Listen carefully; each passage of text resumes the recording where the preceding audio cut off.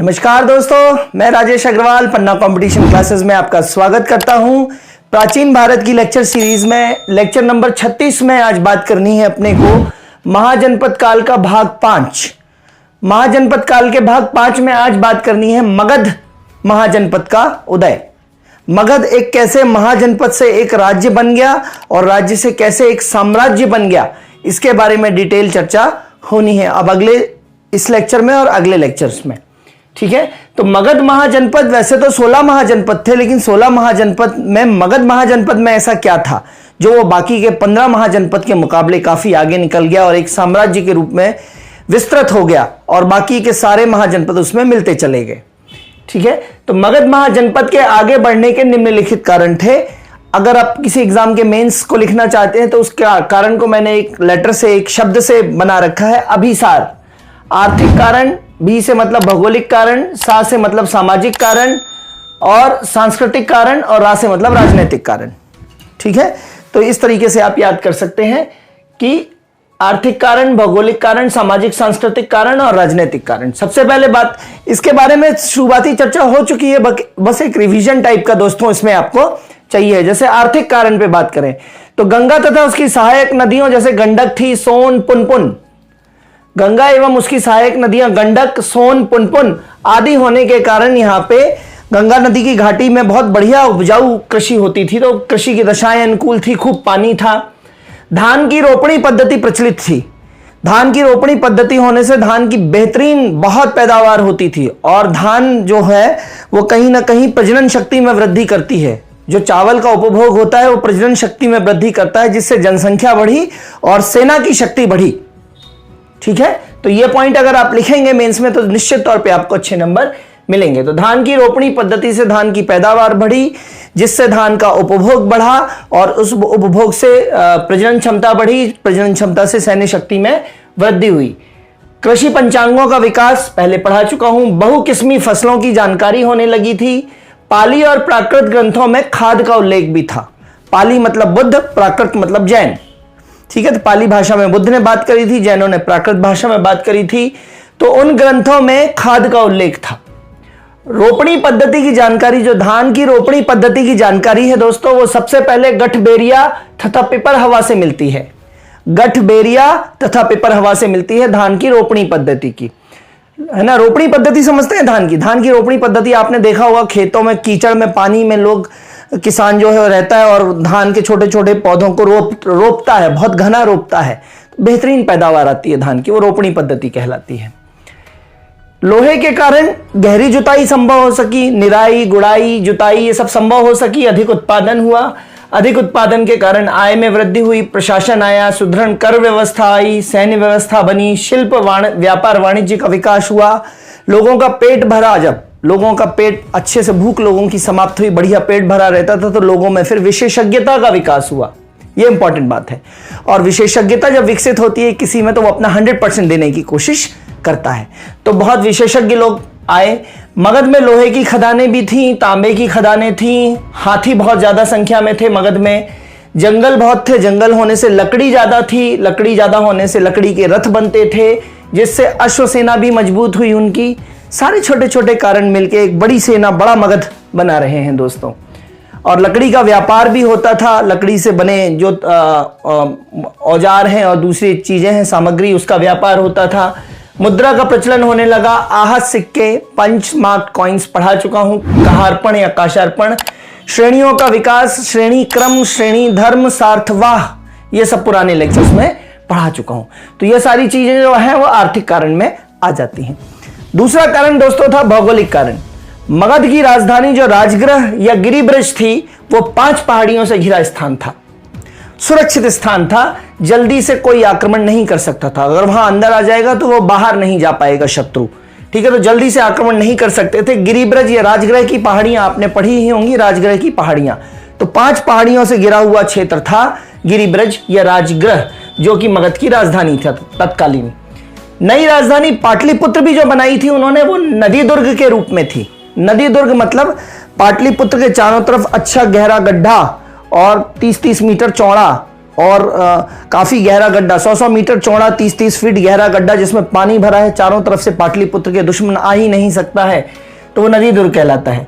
तो नई राजधानी पाटलिपुत्र भी नदी दुर्ग के रूप में रहती है। नदी जल मार्गों पर आधिपत्य होता है मगध वालों का। नदी जल मार्गों का उपयोग करते हैं जिसको वाटरवेज कहते हैं। कमेंट बॉक्स में बताइए कि भारत का नेशनल वाटरवे नंबर फर्स्ट कहां से कहां तक है, भारत का राष्ट्रीय जलमार्ग कहां से कहां तक है पहले नंबर का। तो नदी जल है ना, इलाहाबाद से हल्दिया तक, मैं बता देता हूं, इलाहाबाद से हल्दिया तक नेशनल वाटरवे नंबर फर्स्ट है। हल्दिया मतलब पश्चिम बंगाल, गंगा में है ये वाटरवे। तो नदी जल मार्गों पर आधिपत्य था इनका, उसका उपयोग करते थे यातायात के साधन के रूप में। व्यापारिक परिवहन भी नदियों से होता था, सैन्य संचालन भी होता था नदी जल मार्ग से। तो इसके कारण बहुत शक्तिशाली स्थिति बन गई थी मगध की। नेक्स्ट दोस्तों, राजनीतिक कारण। योग्य एवं महत्वाकांक्षी शासक लगातार आते रहे वहां पे, है ना। मगध में योग्य एवं महत्वाकांक्षी शासकों की निरंतरता का बने रहना। सफल कूटनीति का प्रयोग, यह बहुत बड़ा पॉइंट है। सफल डिप्लोमेसी का प्रयोग किया, बड़े अच्छे अच्छे कूटनीतिज्ञ थे। कूटनीति में उन्होंने वैवाहिक नीति, जिसको जीत नहीं सकते थे उनके साथ विवाह संबंध स्थापित कर लिए। मित्रता नीति में आपको मैं पढ़ा चुका हूं कि बिंबिसार ने चंड प्रद्योत के पीलिया रोग को ठीक करने के लिए अपने यहां से किसको भेजा था, शाल्वती नामक वैश्या के पुत्र जीवक को भेजा था, पिछले लेक्चर में बता चुका हूं। तो मित्रता नीति, युद्ध आक्रमण, अंग को युद्ध और आक्रमण के द्वारा जीता था। फूट नीति, वत्सकार, जो अजातशत्रु का रणनीतिकार था वत्सकार, अजातशत्रु का कूटनीतिज्ञ का नाम क्या था, वत्सकार। वत्सकार ने वज्जी संघ में फूट डाली थी, है ना। सबसे पहला लोकतांत्रिक था वज्जी, मैं आपको पढ़ा चुका हूं। सबसे पहला लोकतांत्रिक संघ कौन सा था, वज्जी। तो वत्सकार ने वज्जी संघ में फूट डाली थी। बिंबिसार के पास सुनिधि और दीर्घचारण जैसे, तथा अजातशत्रु के पास वत्सकार नामक बेहतरीन कूटनीतिज्ञ थे। बिंबिसार के पास कौन कौन थे, सुनिधि और दीर्घचारण, ठीक है। तो इसका एक टेका बना लीजिए कि सुनो दीर्घ सार, बिंबिसार के है ना सुनिधि और दीर्घचारण। तो इसका क्या बना सकते हैं आप टेका, सुनो दीर्घ सार, सुनो दीर्घ सार, सार मतलब बिंबिसार, और बिंबिसार के कूटनीतिज्ञों का नाम क्या है, सुनो मतलब सुनिधि और दीर्घ मतलब दीर्घचारण। सुनो दीर्घ सार, किसी भी चीज का सार जो है वो दीर्घ रूप में सुनने की आदत डालें। तो सुनो दीर्घ सार, सुनो दीर्घ सार। सुनिधि दीर्घचारण किसके कूटनीतिज्ञ हैं, तो बिंबिसार के, ठीक है। और वत्सकार किसके हैं, अजातशत्रु के, ठीक है। तो अब बस, है ना, ये अजातशत्रु के क्या है, अजातशत्रु का है वत्सकार, ठीक है। तो अब बस इस तरीके से याद कर सकते हैं कुछ,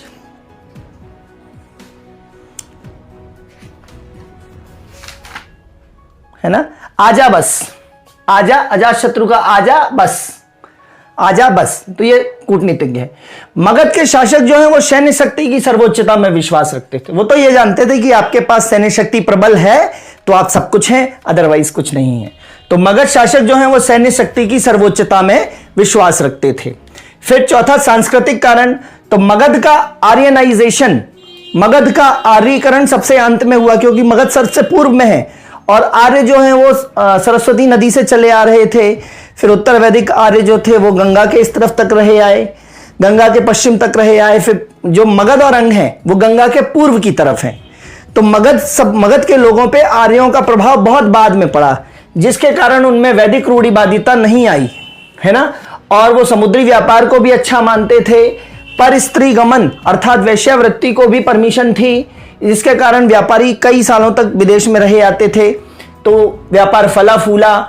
ऋण देना और ऋण के बदले ब्याज लेना, है ना, जिसको वेकनाट बोला था अपन ने। सूदखोर को क्या बोला था वैदिक सभ्यता में, वेकनाट, सूदखोर को। तो ऋण देना, उस पर ब्याज लेना, इन सबको सही मानते थे। तो जिससे व्यापार फला फूला, लोन मिल जाता था आसानी से, ठीक है, इस तरीके से। तो ये अभिसार, आर्थिक कारण, भौगोलिक कारण, सांस्कृतिक सामाजिक कारण और राजनीतिक कारण, ये मैंने आपको डिटेलिंग करी है, जिससे आप समझ जाएंगे कि मगध क्यों 16 महाजनपदों में नगीना के रूप में उभरा। अब बात करेंगे मगध पर राजवंशों का क्रम क्या रहा है। मगध जो साम्राज्य हो गया तो उस पर समय समय पे अलग अलग राजवंश आते रहे दोस्तों। तो मगध पर राजवंशों का क्रम का कोड क्या है, वो हसीन माशुका 7, वो हसीन माशुका 7। वो हसीन माशुका साथ। वो से मतलब बृहद्रथ वंश।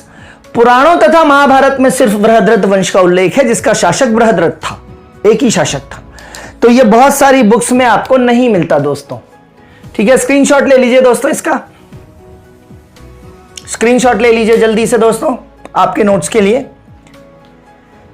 तो पुराणों और महाभारत में ही सिर्फ बृहद्रथ वंश का उल्लेख होता है, जिसका एकमात्र शासक बृहद्रथ होता है, बाकी कहीं नहीं। बाकी हर पुस्तक में मगध राजवंशों का स्टार्ट जो होता है वो हर्यक वंश से होता है। हर्यक वंश जो हसीन से मतलब हा से मतलब हर्यक वंश, और हर्यक वंश जो होता है इसको पितृहंता वंश भी बोलते हैं, क्योंकि यहां पे पुत्र अपने पिताओं को मार के गद्दी पाया, पुत्र ने अपने पिताओं को मार के राजा बना, इसलिए इसको पितृहंता वंश बोलते हैं, हर्यक वंश को। और हर्यक वंश के शासकों का क्रम क्या है? बिंबी, आजा, उदार, अमु, नागा। अच्छे से याद करिएगा दोस्तों, क्योंकि बिंबिसार और बिंदुसार में आपको कंफ्यूज नहीं होना है। बिंबिसार और बिंदुसार अलग अलग हैं। तो बिंबी, आजा, उदार, अमु, नागा, मेरे साथ बोलिएगा लेक्चर पढ़ते समय। बिंबी, आजा, उदार, अमु, नागा। तो कौन कौन हो गए? बिंबिसार, अजातशत्रु, उदयन, फिर आ से मतलब अनिरुद्ध, मुंह से मतलब मुंडक। लिख लीजिए दोस्तों, आ से मतलब अनिरुद्ध, मुंह से मतलब मुंडक, और ना से मतलब नागदशक। ठीक है, तो बिंबिसार, अजातशत्रु, उदयन, अनिरुद्ध, मुंडक और नागदशक, यह क्रम था हर्यक वंश के शासकों का। अगला वंश है शीश मतलब शिशुनाग वंश। शिशुनाग वंश में शिशुनाग और कालाशोक दो लोग थे, शिशुनाग और कालाशोक। ठीक है, कालाशोक को दिव्यावदान नामक ग्रंथ में कालाशोक को काकवर्ण भी कहा गया है। दो शासक हैं शिशुनाग में, कौन कौन से? शिशुनाग स्वयं और दूसरा कालाशोक। तो कालाशोक को काकवर्ण कहा गया है, किस ग्रंथ में? बौद्ध ग्रंथ दिव्यावदान में। नोट कर लीजिएगा। ना से मतलब नंदवंश। नंदवंश के तीन शासक हैं, महानंदिन, महापद्मनंदा और घनानंद। महानंदिन, महापद्मनंदा और घनानंद। घनानंद अपनी ऐश परस्ती में रहता था, जिसको चाणक्य समझाने पहुंचे थे, जिन्होंने घनानंद ने चाणक्य को दरबार से बाहर फिकवा दिया था, और फिर चाणक्य ने अपने बाल नहीं बांधी, चोटी नहीं बांधी और कसम खाई थी कि तुमको हरा के मानूंगा, और चंद्रगुप्त को तैयार किया था उन्होंने। ये पूरी घनानंद की कहानी रहती है, आगे पढ़ने वाले हैं। तो नंदवंश में कौन कौन है? महानंदिन, महापद्मनंदा और घनानंद। इसके बाद मां से मतलब है मौर्य वंश, जो बहुत डिटेल में पढ़ना है। इसमें तीन शासक बहुत ज्यादा महत्वपूर्ण है। चबिया, चंद्रगुप्त मौर्य। बी से मतलब बिंबिसार, यहां पे बिंदु, ये बिंबिसार था, यहां पे बिंदुसार है। यहां पे कौन है दोस्तों? बिंदुसार। बिंदुसार यहां पे बिंबी, आजा, उदार, अमुनागा है, यहां पे बिंदुसार है। तो चंद्रगुप्त का बेटा बिंदुसार और बिंदुसार का बेटा अशोक। तो चबिया, चबाना है, चबिया। फिर शु से मतलब शुंग वंश। ब्राह्मण वंश की शुरुआत यहीं से हो जाती है, शुंग वंश से वापस से पुष्यमित्र शुंग स्थापना करता है ब्राह्मण वंश की। तो शु से मतलब शुंग वंश। का से मतलब कण्व वंश, बहुत छोटी सी बात करेंगे, कण्व वंश। और सात से मतलब सातवाहन वंश, आंध्र सातवाहन वंश। यहां तक मौर्य साम्राज्य बहुत अच्छे से चलता है, और फिर मौर्य साम्राज्य का पतन होने लगता है, और सातवाहन वंश और उसके बाद से ही छोटे छोटे राजवंश आ जाते हैं। इक्ष्वाकु वंश आ जाता है आंध्र प्रदेश में, महाराष्ट्र की तरफ वाकटक वंश आ जाता है। इस तरीके से जब कोई केंद्रीय सत्ता नष्ट होती है तो आसपास के छोटे छोटे राज्य अपने आप में स्वयंभू हो जाते हैं, वो अपने आप को स्वतंत्र कर लेते हैं केंद्रीय सत्ता से। तो इस प्रकार से मगध पर राजवंशों के क्रम का कोड क्या है? वो हसीन माशुका सात। वो मतलब बृहद्रथ, हा मतलब हर्यक वंश। हर्यक वंश के शासक कौन है? बिंबी, आजा, उदार, अमुनागा। शी से मतलब शिशुनाग वंश, शिशुकाला। ना से मतलब नंदवंश, महानंदिन, महापद्मनंदा, घनानंद। मां से मतलब मौर्य वंश, चबिया, चंद्रगुप्त, बिंदुसार, अशोक। का से मतलब शु से मतलब शुंग वंश। का से मतलब कण्व वंश। सात से मतलब सातवाहन वंश। कल से अपन बात करेंगे एक एक राजनेता के बारे में, एक एक राजा के बारे में डिटेलिंग करेंगे, और बहुत मजा आने वाला है दोस्तों। लेक्चर को सब्सक्राइब करिए, लाइक करिए, शेयर करिए और अपने दोस्तों को आगे बढ़ाइए। इंस्टाग्राम और टेलीग्राम की लिंक इसी लेक्चर के डिस्क्रिप्शन में दी है, सो उसको भी ज्वाइन करिए। बहुत कुछ मैं आपको उसमें भी देने वाला हूँ। ठीक है, इसी के साथ मैं आज अपनी बात समाप्त करता हूँ लेक्चर नंबर 36 में। तब तक के लिए धन्यवाद, गुड बाय, जय हिंद दोस्तों।